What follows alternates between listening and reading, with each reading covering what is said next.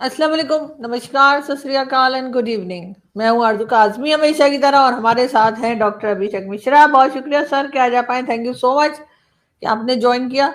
और आज हम बात करेंगे एक बार फिर। वैसे बात तो ईरान की ही होगी, लेकिन आपको क्या लग रहा है पाकिस्तान का क्या रोल है? इसलिए कि आज तो हमारे यहाँ जो है वो कई कंट्रीज के फॉरेन मिनिस्टर, जिसमें सऊदी अरेबिया भी है और इजिप्ट भी है, तुर्किया भी है, उनके फॉरेन मिनिस्टर जो हैं वो पाकिस्तान आए हैं। और लग यही रहा है कि हमारे फॉरेन मिनिस्टर के साथ बैठकर वो यही बात करेंगे कि इस वॉर को किस तरह से रोका जाए। ट्रंप के लिए वैसे मुश्किल खड़ी हो चुकी है। उनके अपने लोग जो हैं वहां पे प्रोटेस्ट चल रहे हैं कई जगह पर। अमेरिका में कई स्टेट्स में प्रोटेस्ट हुए हैं, जिसमें तकरीबन 7-8 लाख के करीब लोग जो हैं वो बाहर निकले और उन्होंने जो है वो ट्रंप के खिलाफ जो है वो नारे लगाए।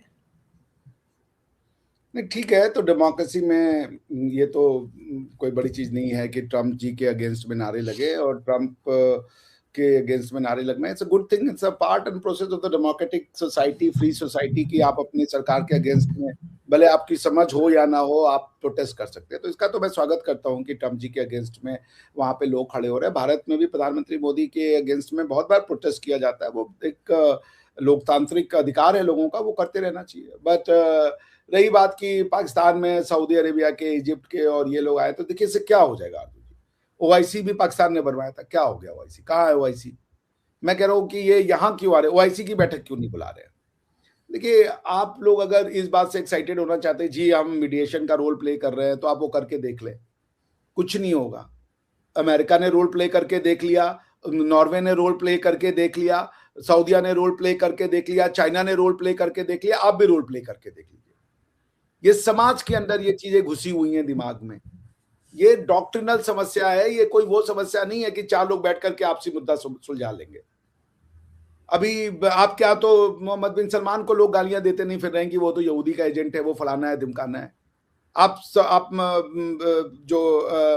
ये सऊदी अरेबिया को ये समझाएंगे, अगर ये भी न्यूज है कि ये पूरी की पूरी, अगर आपको इस न्यूज पे बड़ा वो है, जो मैंने पढ़ा भी, उसकी हेडलाइन ये था कि somehow Pakistan has coded and got Trump's inner circle penetrated, कि हम इसको पीस टॉक करवाएंगे। और पाकिस्तान ने कहा ठीक है जी आप करवाएं। ट्रम्प साहब की बात का वो इतने सेंट्रिक हैं, कोई भरोसा नहीं किया जा सकता। मैं कह रहा हूं कि एक पहली बात यह कि मुझे कोई समस्या नहीं कि पाकिस्तान एक पीस टॉक करवाए। कोई बात, आप भी विश्व समुदाय का एक हिस्सा करवाएं, इसमें क्या बुराई है? कोई बुराई नहीं है। बुराई नियत में है कि आप ये करवा करके सोचे कि हम भारत के अगेंस्ट में कुछ करवाएं, तो वो बुरी बात है। लेकिन अगर आप इसलिए नहीं करवा रहे हो, बल्कि आप वाकई में विश्व में पीस लाना चाहते हो, तो हम इसका स्वागत करेंगे आरजू जी। लेकिन सर, हर जगह भारत की तो बात नहीं हो रही ना। हम तो भारत की तरफ क्यों ले जाएंगे? हम तो चाहते हैं कि ईरान और अमेरिका के बीच में लड़ाई जो है वो रुक जाए, और इसराइल वगैरह के साथ भी जो टेंशन बनी हुई है वो खत्म हो, क्योंकि जाहिर है बॉर्डर लगता है ईरान का पाकिस्तान के साथ, हमें टेंशन हो सकती है। और दूसरा, सऊदीया के साथ जो डिफेंस पैक्ट है उससे भी जाहिर अपने आप को बचाने की कोशिश की जा रही है। ईरान से तो लड़ा नहीं जा सकता कि पाकिस्तान जाके ईरान से लड़ना शुरू कर दे। दूसरी वाली बात में आपका बहुत है। देखिए, वो पैक्ट कभी रियलिटी का पैक्ट नहीं था। वो पैक्ट सिर्फ इतना था कि सऊदियों ने आपको इंटरनेशनली इस बात के लिए मजबूर कर दिया था कि जब भी वो चाहे आपके सोल्जर्स को बुला सके, वैसी सिचुएशन ना हो जो कि सीरिया वाले या कौन यमन वाले हमले में हुआ था, जिसमें कि आपकी पार्लियामेंट ने मना कर दिया था। तो उसको बाईपास करने के लिए उन्होंने एक इंटरनेशनल लॉ का सहारा लिया कि अगर कल को वो आपसे सोल्जर्स मांगते हो और आप डिनाई करते हो इस बात पे कि हम आपको नहीं दे सकते क्योंकि हमारे यहाँ पे जो है इसकी पार्लियामेंट अनुमति नहीं देता, तो उस पार्लियामेंट को ओवरटेक करने के लिए, उसको सुपरसीड करने के लिए एक लीगल डॉक्ट्रिन बना दी गई थी कि चूंकि आपने एक पैक्ट साइन किया है नेटो की तरह का डिफेंस पैक्ट, जिसमें कि आप बाउंड है, इसलिए पार्लियामेंट इंटरनेशनल लॉ के ऑब्लिगेशंस को वायलेट नहीं कर सकता।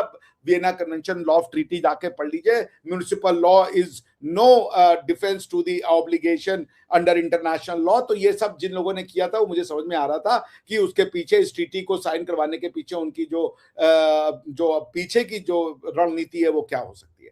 लेकिन मैं आपसे फिर कह रहा हूं, अगर आप इसको अच्छे नियत से कर रहे हैं, आपका स्वागत है। मुझे इससे फर्क नहीं पड़ता, भारत में मुझे गालियां देंगे लोग, मैं कह रहा हूं स्वागत है पाकिस्तान का, आप कीजिए, बढ़िया आगे। मगर आप नहीं करवा पाएंगे इसको। आपने ऑर्गेनाइजेशन ऑफ इस्लामिक स्टेट बनाया था, सर, क्या हम इतने स्ट्रांग नहीं है। सॉरी आपकी बात काट रही हूँ। हम इतने स्ट्रांग नहीं है कि हमारे कहने से कोई फैसला हो जाएगा। ये बात तो हमें माननी पड़ेगी, ये बात तो हम जानते हैं, हमारे कहने से दुनिया फैसले नहीं करेगी, लेकिन कम से कम हम उन्हें एक साथ बिठा तो रहे हैं कि भाई बातचीत करो, कोई हल निकालो इसका। बैठ तो वो कई जगह रहे हैं आरजू जी, वो क्या वो इस्लामाबाद के अलावा जगह नहीं, इस्लामाबाद तो नॉन सेफ जगह है, 50 जगह, ओस्लो चले जाए, फिनलैंड चले जाए, वो चले जाए, दुनिया भर के लोग। वो तो कल परसों मैंने देखा कि जो यूक्रेन के राष्ट्रपति, वो तो सऊदी आए हुए थे अपनी बातचीत करने के लिए।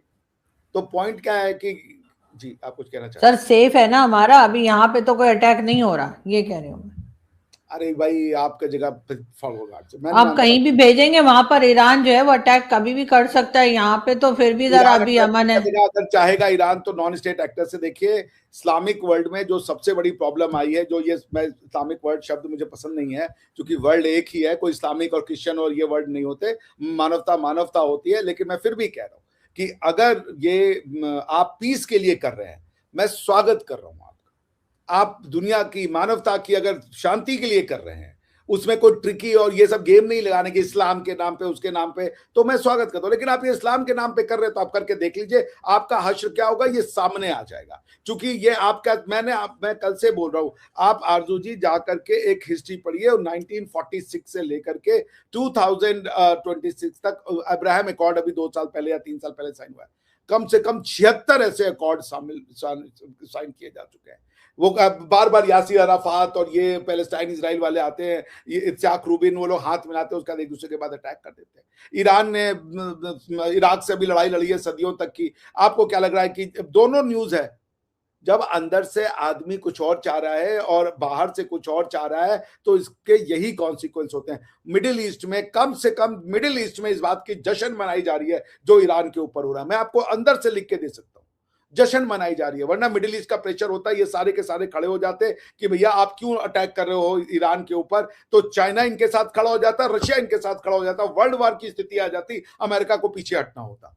अभी रशिया और चाइना इसलिए आगे नहीं आ पा रहे क्योंकि वो ईरान के साथ खड़े होंगे, वो मिडिल ईस्ट जो है वो अमेरिका के साथ जाके खड़ा हो गया, तो वो किसके लिए बोले।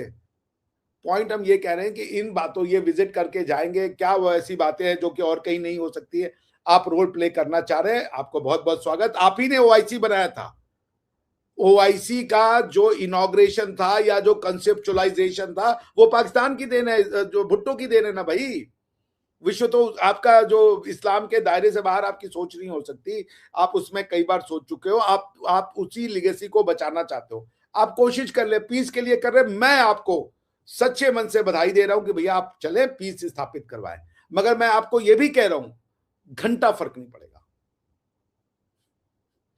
नहीं सर, घंटा फर्क पड़ना चाहिए, मगर बात सारी ये कि दुनिया और अफोर्ड नहीं कर सकती सर। अगर ये कोई रशिया यूक्रेन वॉर नहीं है कि हम लोगों को फर्क नहीं पड़ेगा, ये अगर अभी ऑलमोस्ट 30 डेज हो गए और अगर ये 2 वीक्स और चल गई, जो कि लग तो यही रहा है, तो सर और मुश्किल आ जाएगी, तमाम वर्ल्ड को मुश्किल आ जाएगी सर। वो जो फ्यूल की और हर तरह की चीजों की जो शॉर्टेज हो जाएगी, उसको कैसे लोग सरवाइव करेंगे। अभी आपने यकीनन देखी होगी न्यूज, अगर नहीं देखी तो चेक कर लें।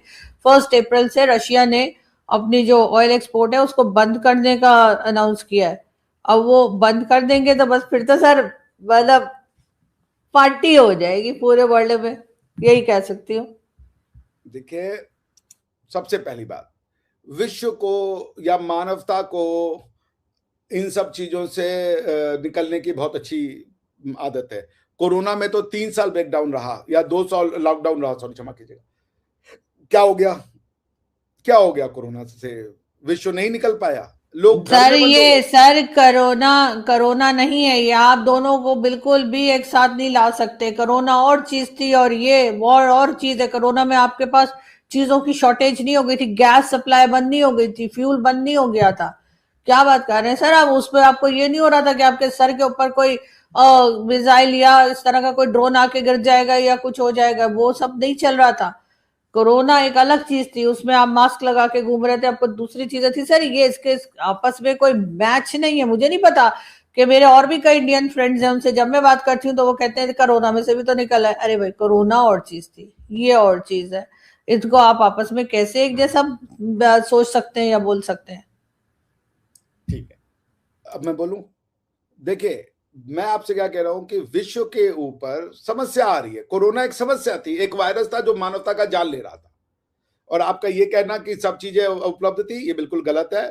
चीजों के दाम शूट अप कर गए थे, सारा दुनिया स्टैंड स्टिल हो गया था, कुछ कहीं से आ जा नहीं रहा था। हाँ, गैस की शायद उस तरीके की प्रॉब्लम नहीं हुई होगी, शॉर्टेज था, डिलीवरी की प्रॉब्लम थी, क्योंकि देने वाला जो था वो अपनी जिंदगी को दांव पे लगा के दे रहा था। मेरे भैया पब्लिक डिस्ट्रीब्यूशन डिपार्टमेंट में थे, मैं जाना था, उनको अपनी जान पे खेल करके राशन का डिस्ट्रीब्यूशन करने जाना पड़ता था।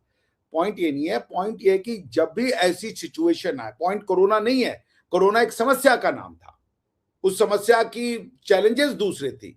उसी तरीके से एक समस्या का नाम है कि गैस की शॉर्टेज होगी। और क्या शॉर्टेज कर देगा ईरान, या ये जो है गैस की शॉर्टेज होगी, बिल्कुल।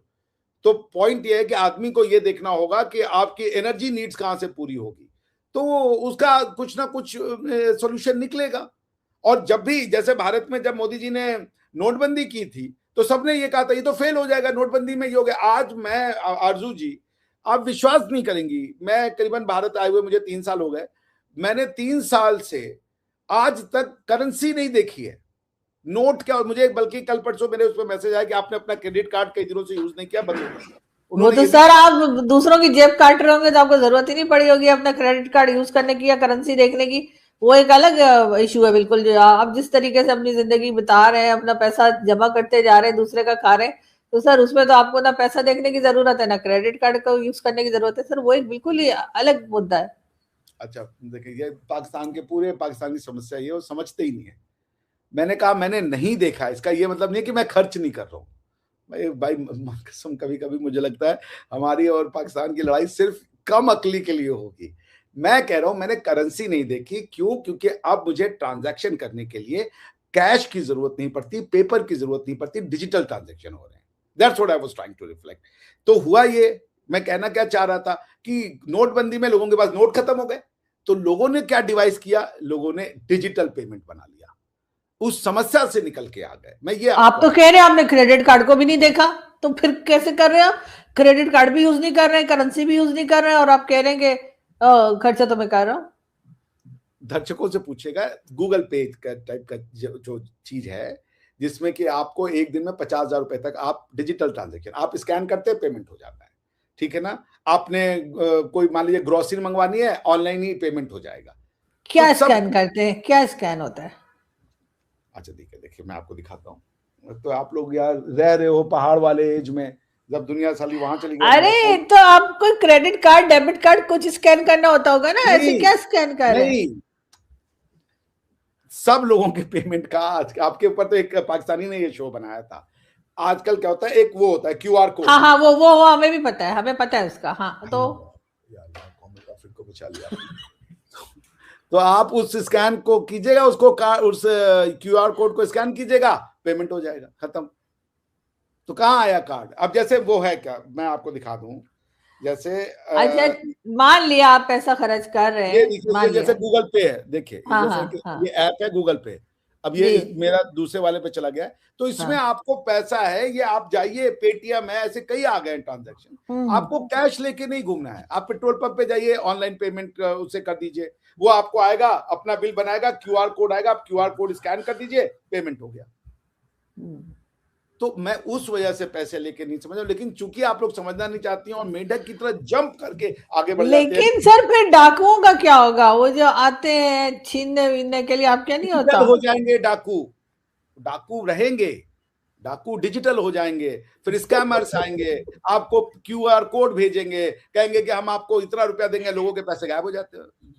देखिए आरजू जी समझिएगा मैं जो कहने जा रहा हूं, अगर आप समझ गई तो आपका जो है ना बड़ा मजा आएगा। एक बार मेरी फकर भाई welcome to the show sir. एक बार मेरी फकर भाई से बातचीत हुई थी, इन्होंने कहा मर्द की तरह। Thank you. तो अब मर्द की तरह लड़ना क्या होता है?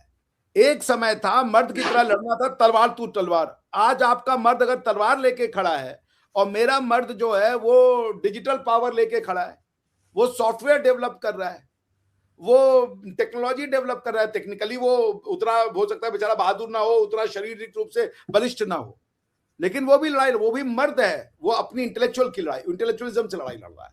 तो अगर आपका मर्द अभी भी वो तलवार लेकर के और वो तोप के खवातीन भी जंग में हिस्सा ले रही है, बटन दबा रही है, जहाज उड़ा रही है, इजराइल के फोर्स में, पाकिस्तान की फोर्सेज में है, आपके यहाँ फोर्सेज में है, सारी फोर्सेस में फीमेल बहुत पार्टिसिपेट है। मैं यहाँ पे जब मर्द का जैसे, और हर फोर्स के हर उसमें कर रही है, मतलब हर शोबे में कर रही है, पायलट भी है, इंजीनियर भी है, ग्राउंड फोर्स में भी है। नहीं, मैं बस एक मिनट लूंगा, आप फिर बोले फकर भाई। मैं खवातीन और मर्द के बीच में अंतर नहीं करता, मैं अभी मर्दों के बीच में ही क्लासिफिकेशन कर रहा था। मर्द भी कई तरीके के, अगर कोई समाज ये कह कि मर्द का बच्चा वही है जो सिर्फ लड़ रहा है तलवार से, तो वो मर्दानगी की डेफिनेशन को बहुत नैरो डाउन कर रहा है।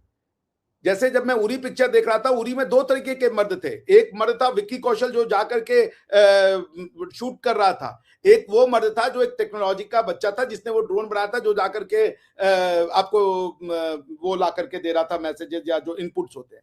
सो मर्द कई तरीके के हैं। सारे मर्द सोल्जर बन जाए ये क्षमता, ये ठीक नहीं है, और सिर्फ उनको ही मर्द कहा जाए ये ठीक नहीं है। वो भी मर्द है जो शायद उतना शारीरिक रूप से बलिष्ठ नहीं है, लेकिन वो मानसिक रूप से बहुत बलिष्ठ है। तो मेरे कहने का ये मतलब है कि मानवता का जो जब इमरजेंसी आती है, सिचुएशन आती है ऐसी कुछ, तो मानवता उससे निकल आती है।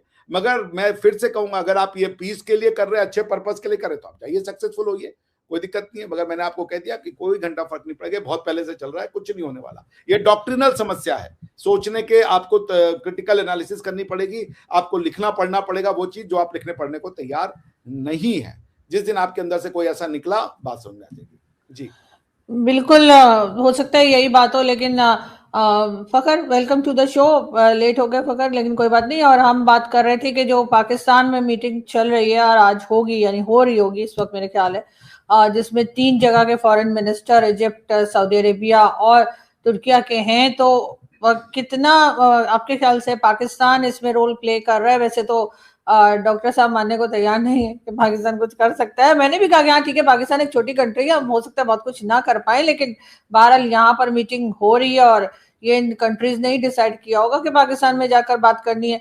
तो इससे कुछ रिजल्ट निकलेगा या नहीं? क्योंकि बार बार टीवी चैनल्स पे तो एक एक लम्हे की जैसे रिपोर्टिंग जो है वो चल रही है हमारे दोस्त एजाज वगैरह की। जी जी, मुझे बस 10 सेकंड दीजिए। देखिए यही पे इन्होंने डंडी मार दी। मैंने आपसे क्या कहा शुरू में? मैंने कहा आपको बहुत बहुत बधाई, आप अच्छे करें, पीस के लिए करिए, मेरी शुभकामनाएं। मैंने ये आपको बल्कि अभिषेक जी मानना नहीं चाह रहे, मैंने कहा इससे होगा कुछ नहीं। उसका कारण यह है कि रीजन डॉक्ट्रिनल है, वहां आप नहीं जाओगे। मगर मैंने आपको कहा बहुत बहुत बधाई, दुनिया मुझे गाली दे ना दे, मैं पाकिस्तान को अपनी शुभकामनाएं दे रहा हूं। ये मैंने नहीं कहा था आरजू जी। आपने ये कहने की जगह कि अभिषेक जी ने हमें शुभकामनाएं दी है कि आप ये करें करें, ये मानने को तैयार नहीं है। यही प्रॉब्लम की जड़ है, कंदमूल ही यही। नहीं, कोई मसला नहीं डॉक्टर साहब, thank you very much. Actually मैं लेट इसलिए हुआ कि हमारी जर्नलिस्ट एसोसिएशन, हमारे कुछ दोस्त जीते थे इलेक्शन में, और वो उसके हवाले से हमारी मीटिंग थी, हाई टीवी थी, और वहां पे कुछ और जो अभी कवर कर रहे हैं फॉरेन ऑफिस को, तो मेरे कुछ बड़े करीबी दोस्त वहां से बेचारे आए, उस मीटिंग को अटेंड किया, और उसके बाद वो वापस चले गए क्योंकि लाइव हर किसी का चल रहा है और बहुत हल्ला गुल्ला है इस वक्त इस्लामाबाद में इस हवाले से अगर मैं कहूँ तो। बहुत इंपॉर्टेंट मीटिंग है। बेशक देखें, डॉक्टर साहब का पॉइंट ऑफ व्यू कुछ भी हो सकता है, वो मतलब उनका राइट है। हम उनके हवाले से बहुत सारी बातों से उनके एग्री नहीं करते, वो हमारी बहुत सारी बातों से एग्री नहीं करते। ये हम दोनों का एक हक है कि हम ऐसा कर सके, यही डेमोक्रेसी है। लेकिन इस वक्त मैं कहूं कि ठीक है, आपने कहा कि पाकिस्तान छोटा मुल्क है, आरजू आपने बोला, बेशक छोटा मुल्क है या बड़ा मुल्क है। देखें, इस पे 2 दिन पहले भी हमने शो में कहा था कि कोशिश करना, वो अमिताभ साहब का शायद वो है कि कोशिश करने वालों की कभी हार नहीं होती। तो देखें, कोशिश बहुत जरूरी है। ये इंडिया करता तब भी बहुत अच्छी बात थी, ये पाकिस्तान कर रहा है तब भी बहुत अच्छी बात है। ये कोई और कंट्री कर लेता, चीन कर लेता, रशिया कर लेता, या कोई यूरोपियन कंट्री कर लेता, तब भी अच्छी बात थी। मैं ये कभी नहीं कहूंगा। इससे पहले ओमान मेडिएशन कर रहा था अमेरिका और ईरान के दरमियान बिफोर द 28 फरवरी। तो अब क्या कहें कि ओमान तो इतना सा तो टोटल मुल्क है, पाकिस्तान या इंडिया के दो डिस्ट्रिक्ट मिला ले इतना मुल्क हो गया, ऐसे थोड़ा सा बड़ा होगा, ठीक है। तो इसका क्या मतलब है कि वो नहीं कर सकते? नो, बिल्कुल ऐसा नहीं है। आपकी देखें अपना एक वेटेज होता है। हम बिल्कुल इस बात को वो नहीं, मैं कहूंगा कि नहीं जी हम तो उधार पैसा नहीं पकड़ते आईएमएफ से, मैं ये कभी नहीं कहूंगा कि नहीं जी हम तो सऊदी अरेबिया से पैसे नहीं लेते, मैं ये कभी नहीं कहूंगा कि $3.5 अरब इस वक्त यूएई के हमारे ऊपर है। इन सारी चीजों के बावजूद अगर पाकिस्तान कोई चीज कर सकता है या कर रहा है तो बहुत अच्छी बात है। वो एक गलत चीज है जो हम उधार पकड़ रहे हैं। उसको ना जस्टिफाई मैं करता हूं, ना कभी मैं उस चीज को सपोर्ट करता हूं। मैं कहता हूं इकोनॉमी को मजबूत होना चाहिए, स्टेबल होना चाहिए, हमें अपने पांव पे खड़ा हो जाना चाहिए। 78 साल हो गए, कब तक लोग हमें खिलाते पिलाते रहेंगे? वो हमारे जिम्मेदार थोड़ी है। वो कोई भी मुल्क, उनके पास बहुत ज्यादा पैसा हो, नहीं हो, दरमियाना हो, वो सब जाके बांग्लादेश को देख ले, वो भी तकरीबन अपने पांव पे किसी न किसी हद तक खड़ा है, हमारी तरह के पैसे नहीं पकड़ता। तो वो एक गलत चीज है। लेकिन अगर ये सही चीज है तो मैं इस सही चीज को भी कहूं कि क्योंकि वो गलत है तो इसको भी मैं गलत कह दूं? नहीं। मैं हमेशा से एक बात करता हूं अर्जु, कि हम एस्टेब्लिशमेंट के ऊपर बहुत क्रिटिसिज्म करते हैं। मैं खुद करता हूं, आप करते हैं, हमारे जैसे बहुत सारे लोग करते हैं, और हम करेंगे, बिल्कुल करेंगे ये। लेकिन वो उनकी गलत पॉलिसीज की वजह से है। हमारी किसी फौज के या किसी कोई भी जनरल, कर्नल, शर्नल जितने भी हैं, ब्रिगेडियर, उनसे कोई हमारी जाती दुश्मनी नहीं है, किसी से भी नहीं है, ना पहले वालों से, ना अब वालों से, ना आने वालों से। हाँ, अगर वो जो चीजें हो रही हैं और वो आप जिसे कहते हैं कि वो अवामी उमंगों के या उसके खिलाफ चल रही होती है, तो उसके ऊपर क्रिटिसिज्म होती है। वो सारे लोग करते हैं, हम भी करते हैं और करेंगे भी। वो गलत है। लेकिन इस वक्त क्योंकि टर्की एक बड़ा इंपॉर्टेंट मुल्क है, उस रीजन का भी जहां पे ये जंग चल रही है, और वर्ल्ड का भी बहुत अहम मुल्क है। इसके साथ इजिप्ट मीडिएशन करता रहा है, कुछ ना कुछ करता रहा है। गो के उसके अपने भी कुछ इश्यूज हैं, मानता हूं। और सबसे बढ़कर इसके अंदर स्टेक होल्डर कौन है? Saudi Arabia. उनके फॉरेन मिनिस्टर इस वक्त इस्लामाबाद में एक बड़ी बैठक इस वक्त चल रही है, तो ये अहम है। हाँ, मैंने दिन वाले शो में भी, आपको याद होगा, मैंने एक बात की थी कि अगर ऐसे मतलब जो आज वाली बैठक हो रही है या कल इसमें कुछ बात होती है और इसके कुछ दिनों के बाद अब्बास अराक्ची साहब भी इसमें मौजूद हों, तो मेरे ख्याल में बहुत एक अच्छी बात हो सकती है, बहुत अच्छा होगा अगर ऐसा हो। हाँ, कल को अमेरिकन जो मार्को रूबियो साहब या कोई और है, उनके सेक्रेटरी ऑफ स्टेट जो है, तो वो भी अगर होते हैं तो कम से कम बातें मजीद बेहतरी की तरफ जा सकती है। कहीं ना कहीं तो इनको खत्म करना है ना। जेडी वैंस कह रहे हैं कि जी बस जंग खत्म होने वाली है, पेट्रोलियम प्रोडक्ट की जो प्राइसेस है वो डाउन होने वाली है, क्योंकि उनको भी पता चल रहा है कि भाई ठीक है, हमने नुकसान किया, लेकिन उनके जिहादों की तस्वीरें भी आ रही है ना, जो 2 टुकड़ों में खड़े हैं एयरबेसिस के ऊपर सऊदी अरेबिया के। वो भी तो अपने जो मर्जी वो कहते हैं, डोनाल्ड ट्रंप जो मर्जी डिक्टेटरशिप करे, उनके साथ इर्द गिर्द के लोग जितने मर्जी डिक्टेटर माइंडसेट लेकर आ जाए, लेकिन लोगों को तो हकीकतें सामने आ रही है ना। क्या आपने ठीक है ईरान को भी किया, लेकिन आपका भी तो बेड़ा गर्क हो रहा है। आपके जहाज इस तरह के कब किसी ने आपको मार पड़वाई है? कभी नहीं। आपके एयरक्राफ्ट कैरियर के ऊपर मुझे बता दें कि आज तक कभी उसको किसी ने हिट किया हो? अमेरिकन हिस्ट्री में कभी उनके एयरक्राफ्ट कैरियर को हिट नहीं किया गया। और जो आजकल के लेटेस्ट उनके 5-6 एयरक्राफ्ट कैरियर्स हैं, उसको तो बिल्कुल नहीं वो कोई कर सकता। वो तो ऐसी टेक्नोलॉजीज उससे लेस है कि उसको करना मजाक नहीं होता। इसलिए मैं कह रहा हूं कि ये कोई मतलब आम बात नहीं है। ये बिल्कुल एक डिफरेंट जंग का सामना करना पड़ा है अमेरिका को। शायद इससे पहले जितनी भी उनकी जंगें हुई हैं, उसमें मैं कहता हूं भाई, मैं हमेशा से कहता हूं कि America is a super power. वो सुपर पावर था, वो सुपर पावर है, और शायद आगे भी काफी अरसे तक रहेगा। अगर चीन ऊपर नहीं आता ऐसे लेवल पे, या रशिया वापस नहीं रिटेन करता अपनी पोजीशन को, तो रहेगा वो। उसका जवाब देख मतलब कौन है? इंडिया नंबर 4 पोजीशन पे है, चाइना नंबर 2 पोजीशन पे है, इस तरीके से सारे हैं। हाँ, ये जरूर हो सकता है कि बैलेंस करने के लिए इंडिया प्ले कर सकता है रोल, चीन कर सकता है, रशिया का वेटेज है वो कर सकता है। लेकिन करें हम तो, मुझे तो अच्छा लगेगा कि क्योंकि एक अगर चौधरी होगा पिंड के अंदर, तो वो भाई जो मर्जी करेगा वो कर सकता है। लेकिन अगर उसके साथ 2-3 और उसके इर्द गिर्द जो ऐसे मजबूत लोग बैठे हैं, उनको कहेगा भाई नहीं, ये गलत कर दिया तुमने, तो फिर चीजें बैलेंस होंगी। आम लोगों का फायदा होगा, डॉक्टर साहब का फायदा होगा, फखर यूसुफजई का पाकिस्तान में फायदा होगा, अगर कोई किसी और कंट्री में बैठा हो उसका फायदा होगा। ना कि ट्रंप साहब कहे कि जी मैं तो वेनेजुएला के प्रेसिडेंट को उठा के ले आया हूं, चलो जी जो करना है करो, मैंने खामनेई साहब को असैसिनेट कर दिया। जी जी, मैं यहाँ पर डॉक्टर साहब से पूछना चाहूंगी, डॉक्टर साहब क्या अच्छा नहीं होता कि अगर 2 सुपर पावर होती हैं एक के बजाय, कि सारा पावर एक ही के हाथ में है, जो पहले रशिया भी था या सोवियत यूनियन या और अमेरिका, तो आपको नहीं लगता कि इस वक्त भी किसी ऐसी तरफ ये वॉर शायद ले जाए कि जहां पर अब एक और कोई सुपर पावर निकल कर आए और दुनिया बैलेंस हो जाए? नहीं तो वर्ल्ड रीऑर्डर हो रहा है बहुत तेजी से। ये 2 सुपर पावर क्यों, मल्टीपोलर पावर क्यों ना हो भाई? हर जगह पे, हर 10 कंट्री पे एक पावरफुल कंट्री होनी चाहिए। क्यों 2 ही कंट्रियों के पास सारी पावर हो जाए? वो और पावर आप किसको कह रही हैं? मिलिट्री पावर को कह रही हैं, नैरेटिव की पावर को कह रही हैं। India has been a power, चाहे वो जो भी हो। इंडिया एक विश्व गुरु रहा है शुरू से। नॉलेज की पावर जो इंडिया में रही है वो कहीं नहीं रही है।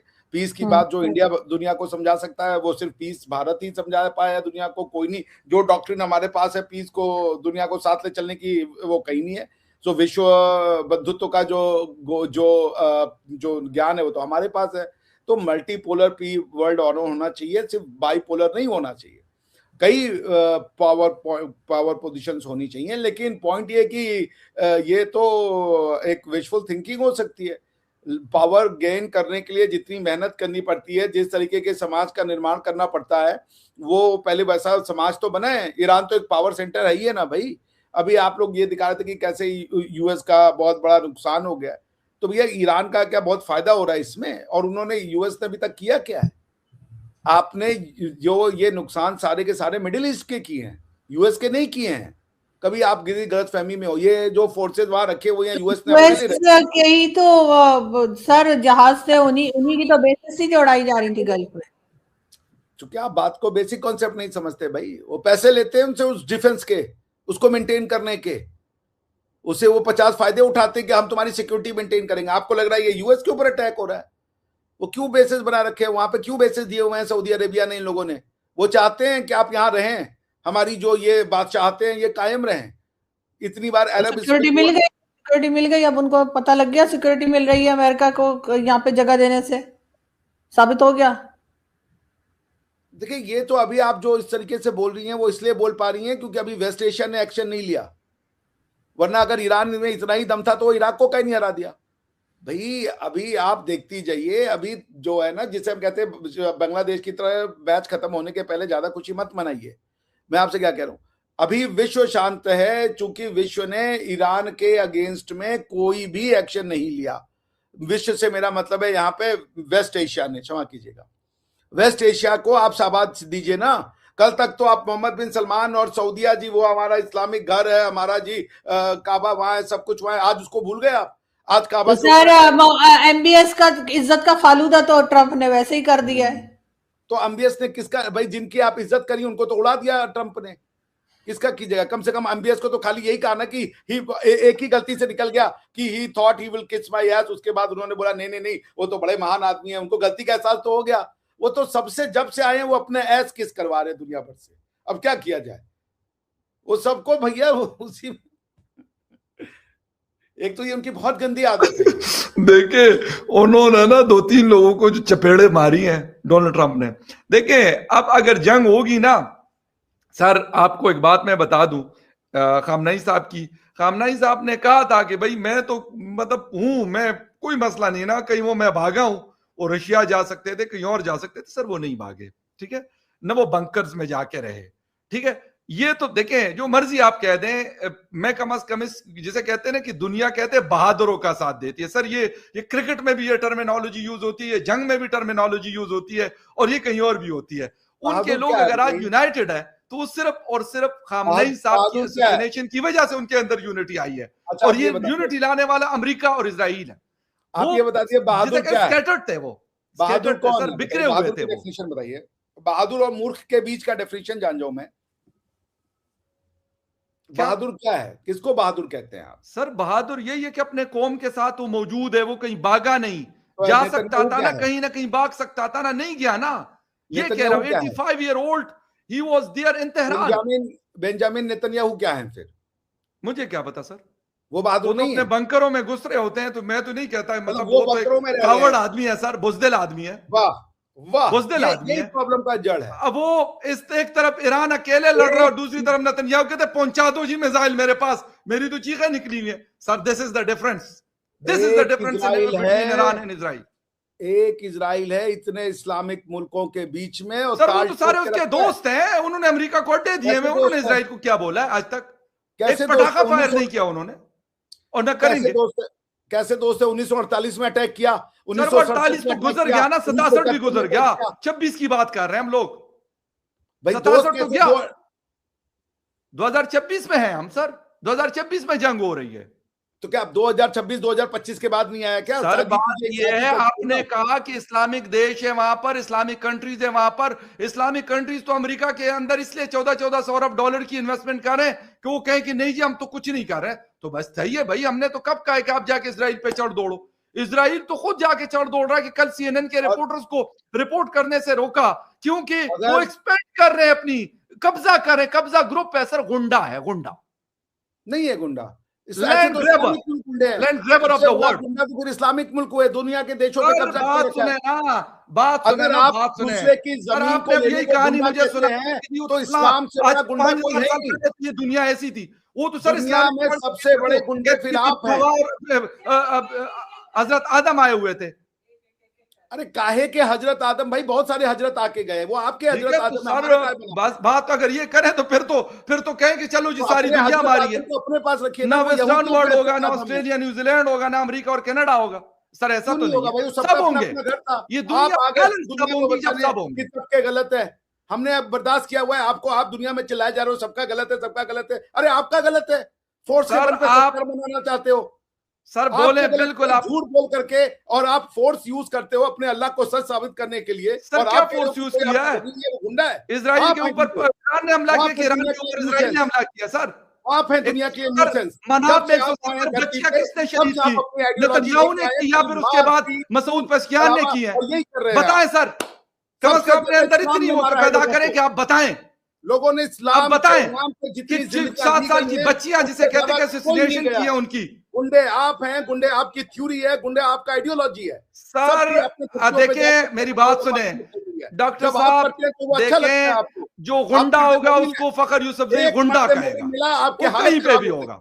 वो नेतन्याहू आपको जितना मर्जी प्यारा लगता हो या बुरा लगता हो, मुझे कोई फर्क नहीं पड़ता। मर्दे मोमिन को एक मर्दे यहूदी मिला है, फाड़ के रख दिया उसने आपकी। सर ऐसी की तैसी उसकी, ऐसी की तैसी उसकी चीखें आप जाके सुन ले सर, उसकी चीखें आप जाके सुन ले, कहां कहां दौड़े लगा रहा वो चीखें। बाकी सब शांत बैठे हुए हैं।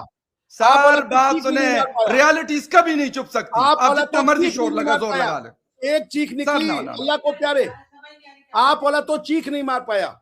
सर देखें, सर देखे पहली दफा टक्कर मिला, टक्कर पहली दफा, उसको अब पता चल गया कि नहीं ये फायर कोई और भी कर सकता है। ऐसा टक्कर है सर पूछे ना, आपके तो बड़े करीबी दोस्त हैं। मोदी साहब कहते हैं कि हमारा वो है, पता नहीं क्या फादर है कि क्या है, वो कुछ कह रहे थे। कोई 4 फादर नहीं है, 5 फादर है। मेरी बात मानिए आप। अच्छी बात है सर, मुझे तो कोई इतराज नहीं है, मुझे कोई इतराज नहीं है, कोई इतराज नहीं। ईरान के घर में घुस के मारा ईरान इजराइलियों ने, ये है मर्द। तो सर वो क्या वो नहीं जो ईरान मार रहा है, तो क्या ईरान क्या ईरान के बॉर्डर पे मार रहा है? वहां जाके नेतन्याहू के ऑफिस में जाके मारा है उसको, नेतन्याहू के ऑफिस में।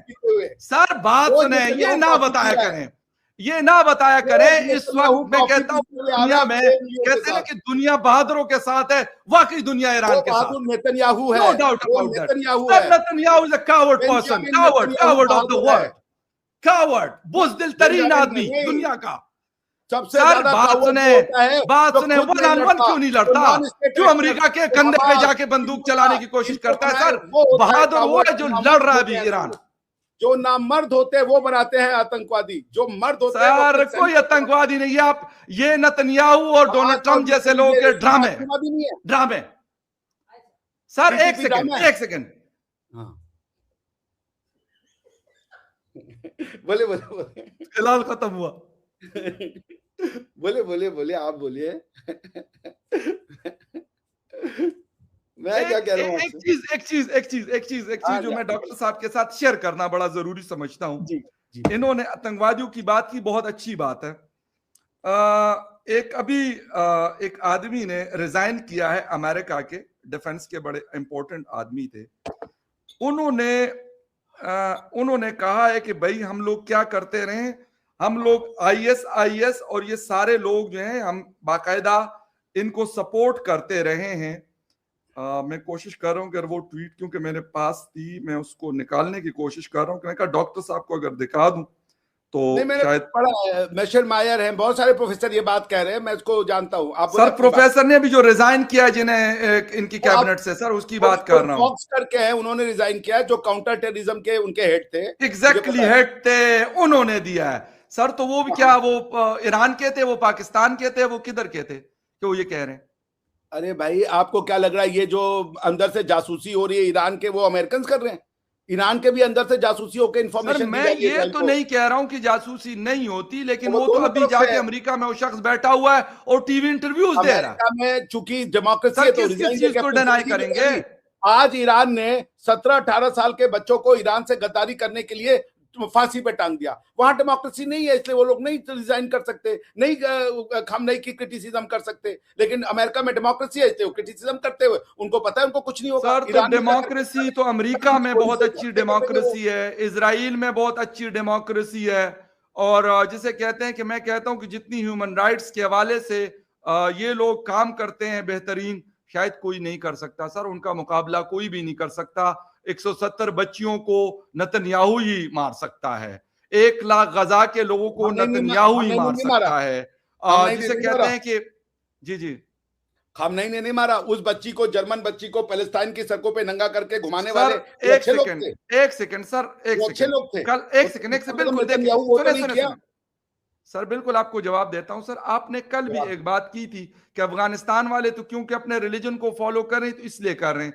सर ईरान में किसी खातून के ऊपर यह पाबंदी नहीं है कि वो जॉब नहीं कर सकती, वो यूनिवर्सिटी नहीं जा सकती, वो स्कूल नहीं जा सकती। अफगानिस्तान तो कह रहे कि घर से नहीं निकलेगी, और तो छोड़ दे घर से ही नहीं निकलेगी, लेकिन उसके साथ तो आपके ताल्लुकात हैं। क्यों? अरे भाई वो उनका पर्सनल मैटर है, हम क्यों सर जाएं तो ये उसमें? भी इनका फिर पर्सनल मैटर है ना, ये क्या तो पर्सनल हमने कभी मैटर ईरान नहीं को है? कभी रोका? हमने ईरान को कभी कहा सर कि जो भैया गलत है ना वो दोनों जगहों पे, वो पाकिस्तान में भी गलत है। भाई पाकिस्तान में अगर कोई नहीं, करेगा तो हम गलत नहीं मानते। मैं इस कैमरे हम के नहीं सामने मानते उसको गलत। गलत बोलूंगा। मैं पाकिस्तान की बात कर रहा हूं जहां पे मैं रहता हूं। नहीं, ये आपकी मैं अफगानिस्तान को गलत नहीं मानता। वो अपनी लड़कियों को जैसे ट्रीट करना चाहे उनकी बेटियां हैं, और ईरान अपनी बेटियों को जैसे ट्रीट करना चाहे उनकी बेटियां हैं। हमारे लिए वो दोनों बेटियां सम्मानित है। सर हम मैं उनके कह घर में रहा हूं कि जाके क्यों कहीं कहें कि पे भी तुम्हारा कोई गलत है, सही ज्यादती है? करता है ना, बात नहीं, मैं ये है जाति कि नहीं मैं मानता भाई उसको, मैं हेलो ये आप मान लो, ह्यूमैनिटेरियन बेसिस पे उसको गलत कहूं। नहीं मैं अगर वो जाति नहीं मानता, पाकिस्तान में वो हो उनके रहा है, साथ की प्रॉब्लम है। हिंदुस्तान में हो रहा है, अफगानिस्तान में हो रहा है, ईरान में हो रहा है, या सऊदी अरेबिया में। सऊदी अरेबिया ने जमाल खशकजी को मार दिया टर्किश कॉन्सुलेट के अंदर इस्तांबुल में। देखिए भाई, मैं मोहम्मद क्या बिन था वो? सलमान साहब का बहुत बड़ा फैन हूं। तो नहीं, वो अच्छी बात है, अच्छी मैं बात है। मोहम्मद बिन सलमान, मैं जानता हूं इस रीजन में कोई अगर वाकई में चैंपियन आदमी है, मेरे इस समय 2 ही लीडर हीरो हैं। एक प्रधानमंत्री मोदी साहब जिनका मैं डाई हार्ड फैन हूं, और दूसरा विश्व लेवल पे बात की जाए तो मैं मोहम्मद बिन सलमान साहब का फैन हूं। मैं जानता हूं शुक्र है नेतन्याहू का नाम नहीं लिया आपने। किसका नाम लिया? मैं कह शुक्र है नेतन्याहू का नाम नहीं लिया आपने। मोहम्मद बिन सलमान नो डाउट, देखिए गलतियां होती मैं है, नेतन्याहू साहब को बहुत रिस्पेक्ट देता हूं, पर मैं उनको विश्व का नेता नहीं मानता। मैं नेतन्याहू साहब की बहुत रिस्पेक्ट करता हूं। आई हैव इमेंस नहीं करें सर, मैं देखें आपने सर एक और बात की, सलमान को सुनिए, तो मैं मोहम्मद बिन सलमान साहब को विजनरी आदमी मानता हूं। नेतन्याहू साहब के लिए मेरा दूसरा रिस्पेक्ट है, लेकिन मोहम्मद बिन सलमान मैं जो बात कर रहा हूं ना, फ्यूचरिस्टिक आदमी है। वो देखेगा, वो व्यक्ति कुछ करके दिखाएगा। मैं आपको बताता हूं सर, आपने शायद कल हम जब शो में थे तो कहा कि जी हम कोई ज्यूस के खिलाफ। सर ज्यूस के कोई खिलाफ नहीं है। मैं आपको सच बता दूं, मुझे जिसे कहते हैं ना इस आइडियोलॉजी से नफरत है जो आम इंसानों को क्रश करता है। वो कोई मुस्लिम करे, कोई ज्यूस करे, कोई क्रिश्चियन करे, कोई हिंदू सिख करे, कोई पारसी या जैन करे, कोई भी करे तो उसको मैं गलत कहता हूं। मेरा सिर्फ ये, मैं कहता हूं भाई ज्यूस तो पूरी दुनिया में रहते हैं, सिर्फ इजराइल में तो नहीं। इजराइल तो उनका मुल्क है, वो वहां रहे या किसी और दुनिया के मुल्क में रहे, उनका राइट है, जिस तरह बाकी लोग रहते हैं। हिंदुस्तान के लोग भी रहते हैं, पाकिस्तान के लोग भी रहते हैं, किसी ने उनको थोड़ी रोका। मैं फकर भाई से सहमत हूं। फकर भाई जैसे लोग और पैदा कर दीजिए, मैं मानने को तैयार हूं। ठीक है, thank you very much doctor साहब। मेरा वोट आपके लिए है फकर भाई, मेरा वोट आपको जाएगा। मैं इंटरनेशनल कम्युनिटी से अगर बाहर गया तो इलेक्शन लड़ूंगा, फिर आप वोट दीजिएगा मुझे। ठीक है, डन रहा, मेरा वोट आपके पास जाएगा। ये मैं आपको लिखित में सबके सामने वादा करो कि भाई फकर भाई जो कह रहे हैं मैं उनसे 100% एग्री करता हूं। यही मेरी भी सोच है। मेरा वोट फकर भाई के लिए। बहुत शुक्रिया। आई होप कि कभी पॉलिटिक्स में ना ही जाए फकर, तो अच्छी बात है। क्यों ना जाए? नहीं, बस एज ए जर्नलिस्ट ही काम करें, जितना भी काम करना है। अच्छा एक मिनट, बिना पॉलिटिक्स के जर्नलिज्म कैसे चलेगी? क्यों नहीं चलेगी? चलती है, कोई नहीं चलेगी। जहां पे डिक्टेटर्स होते हैं वहां पे जर्नलिज्म नहीं चलता। पॉलिटिक्स चाहिए डिक्टेटर चाहिए जर्नलिस्ट बनने के लिए। तो मैं चाहता हूं फकर भाई पॉलिटिशियन बने। बहुत अच्छे लोग ये पॉलिटिक्स में आने चाहिए। फकर भाई जैसे लोगों को आना चाहिए, इनकी सोच अच्छी है, सबको आप करें पॉलिटिक्स। पॉलिटिक्स ये नहीं होता है कि हम जो है झूठ बोले, मक्कारी करें। फकर भाई जैसे लोग पॉलिटिक्स में आने चाहिए, जो सच की बात बोले, जो प्रोग्रेसिव बात बोले। वो जर्नलिस्ट रहकर भी बोल सकते हैं सर, जर्नलिस्ट रहकर ही बोल सकते हैं। बल्कि भाई मैं फकर भाई को शुभकामनाएं दूंगा, वो राजनीति में आए, मेरा वोट उनके नाम जाएगा। पोस्टल बैलेट करेंगे हम आपके लिए इंडिया से, ठीक है। Thank you so much doctor साहब, आपने आज ज्वाइन किया, बहुत शुक्रिया। पकड़ के आप तमाम लोग जो आ जाए देखा सुनो, तमाम लोगों का शुक्रिया। बहुत जल्द फिर मुलाकात होगी। Thank you. Bye bye. Bye bye.